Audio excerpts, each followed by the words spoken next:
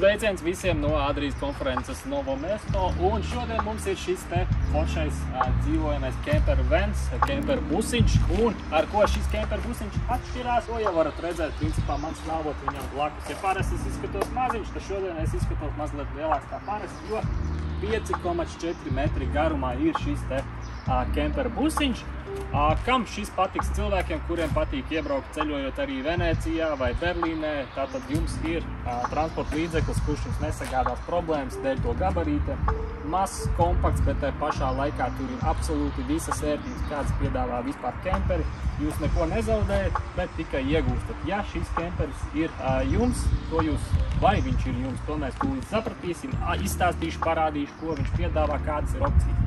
Tātad pirmais, ko mēs redzam, Fiat Ducato. Tātad mums ir Fiat šasija, jaunais facelifts, gaismas mēs varam izvēlēties, bet pārsvarā tas ir LED. Un arī marķīzi ir jau uzlikti, kas arī papildus opcija, un, protams, ka mums ir lietie diski, kur tad bez tiem vai ne. Balts krāsojums, Adrijas Twin 540 modelis. Durtiņām šādām te 540 SP ir šīs te modelis. Kā varam redzēt, mums ir Dometic logi, kur ir iebūvēti iekšā korpusā, līdz ar to ir labāka skaņas izolācija braucot un mazāks arī siltuma zudums, kad dzīvojam.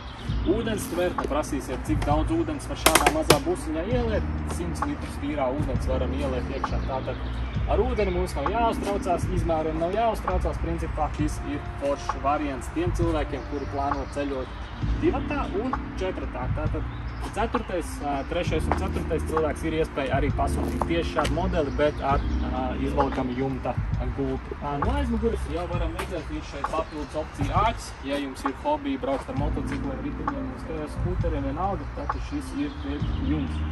Gulta mums ir novietota šādā te formātā. Ir arī jāsaprot tas, ka šeit lieli gari cilvēki, diemžēl, viņiem būs mazliet sarežģītāk, jo gulta ir 1,90 m garumā un tikai 1 m platumā. Tas nozīmē, ka jāguļ būs ļoti cieši, ļoti mīļi, tā kā jācer, ka jums ir labas attiecības ar otru pusīti, bet jāsaprot, ka kaut kāds kompromiss jau ir jāatrod. Šeit mums atrodas gāze, bet ir iespējams dabūt apkuri arī no dīzeļa, līdz ar to jūsu atkarība no gāzes ir mazāka. Un, protams, mums ir diezgan liela vieta bagāžniekā, kur novietot visas somas, čemodānus. Un, ja ir tāda nepieciešamība, šo te mēs varam pacelt augšā, iestumt riteni, skūteri, vespu pieņemsim. Tā kā arī par to ir padomāts. Ja iesim iekšā, tad jau parādīšu šīkāk, bet var redzēt arī gaisa kondicionierus, kas noteikti būs labs šādās karstās dienās. Tā, protams, arī papildus opcija. Tik tālu mēs esam no šejienes, dosimies iekšā, parādīšu, kā izskatās 5 metri absolūti perfektu liederīgi izmantot. Dodamies iekšā, kā jau redzat, elektriskais slieksnis, un pirmais, kas man acīs krīt, kas man vienmēr patīk, ir šis te 100% ekoloģiskais materiāls, kas ir pilnīgs jaunu kemperu pasaulē, un Adrija vispār ir pamatlicēja šim materiālam.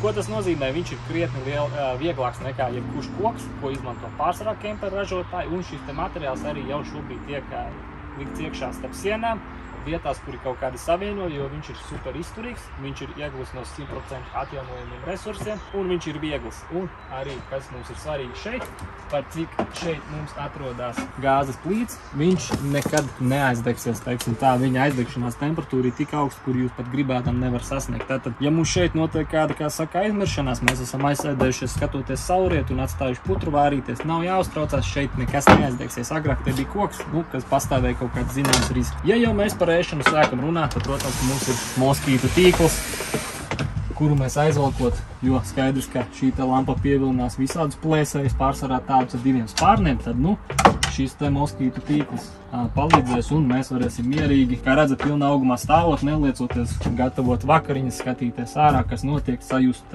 patīkamo gaisu, un, protams, ka mums ir pilnībā funkcionējuša virtuve ar daudz dažādiem skapīšiem, kur uzlabot mantas. Šeit mums ir pietiekami laba izmēra leduskapis ar saldēšanas kameru, tātad absolūti pietiekams jebkurām jūsu vajadzībām un produktiem. Un, protams, man virs galvas arī ir vieta, kur mēs varam uzglabāt šķīvis, kas arī forši no šī materiāla.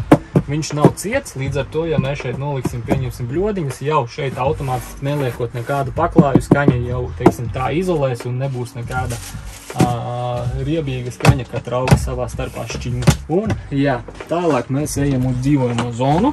Apstīsimies, kā mums ir dzīvojamā zona, un šeit pirmais, ko es pamanīju, es varu šādi apsēsties. Tie, kuri nav vēl kemperisti, bet kuri kļūst par kemperistiem, sapratīs, kas tikko notika. Es apsēdos, un man nekas netraucēja. Kāpēc? Tāpēc, ka šeit nav kājas. Šim te modelim mums ir tā sauktā neredzamā kāja, kura mums ir galā redzam tāds L-veida izliekts stienis.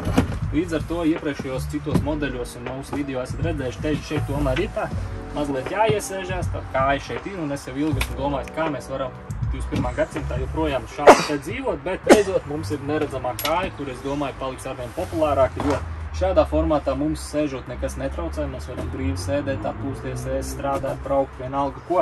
Jūs pat nezināt, ka tā kāja ir. Tātad mums ir jauns galds principā ar pudeļu turētāju, kas ir sīkums, bet ļoti, ļoti patīkams tomēr tiem, kas jau ceļo ilgāk. Un, protams, kā jau visur Adrijā mums ir daudz vietas, kur uzglabāt mantu. Tātad modelim, kuram uz jumta būs telts, šeit nebūs lūka, vai pareizāk sakot, būs lūka, bet šo te lūku mēs ar trepītē nokļūsim jumtā.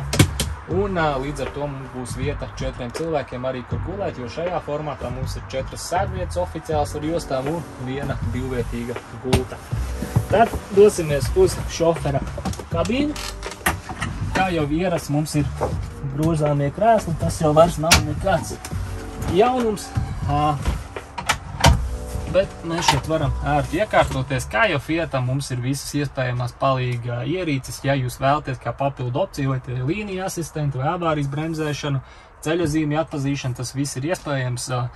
Protams, mums ir iespējama arī dalītā klimata kontrole. Šeit mums iekšā ir traction plus, kalna asistents un vispārējie noderīgās lietas. Un galvenais, kas arī mūsdienās jau vairs nevienam nav notek ūdeņi jāatslēdz manuāli, jālien zem mašīnas. Mums jau visiem ir elektriskais vārs, līdz ar to nospiežam pogu, ūdeņi izpil ārā, problēma atrisināt. Kad dodamies pie miera, aizvalkam šo te aizkaru un tā paši varam izdarīt šeit sāna. Tā kā ar to arī padomāts, elektriski atverami logi. Tad šeit mums ir televizora kāja, kuru mēs varam izbīdīt, un tad, kad esam gultā, skatīties no gultas, vai arī uzlikt, un mēs varam šeit sēdēt un baudīt tā, saka, Netflix. Runājot tālāk par gultu, kā jau es ārā minēju, šī te gulta, diemžēl, ir ierobežot izmēra, bet es parādīšu to, ka arī šādai gultē nav nevainas, kas saka, ar kājām es īsti iekšā nekāšu pacelt gaisā, bet man šeit ir pietiekami daudz vietas. Es domāju, arī otram cilvēkam šeit ir labi. Tā kā varbūt tas vizuālais no ārpuses likās, ka būs bišķi pa īsu, bet absolūti nav. Protams, mums ir arī kondicionieris augšā, mums ir aizmugurē logus, kurus mēs varam attaisīt. Un, kas arī forši, mēs varam regulēt apkuri no gultas. Un, protams, arī ieslēgt un izslēgt gaismas. Tā kā, jā, super. Pagaidām man ļoti, ļoti apmienīja šis modelis. Manai ģimenei vislabāk būtu opcija ar jumta telti, bet, ja esat divatā, arī šis modelis ir super. Protams, arī cena ir ļoti laba, bet par to mēs tad pēc tam mazliet. Tālāk mums ir duša.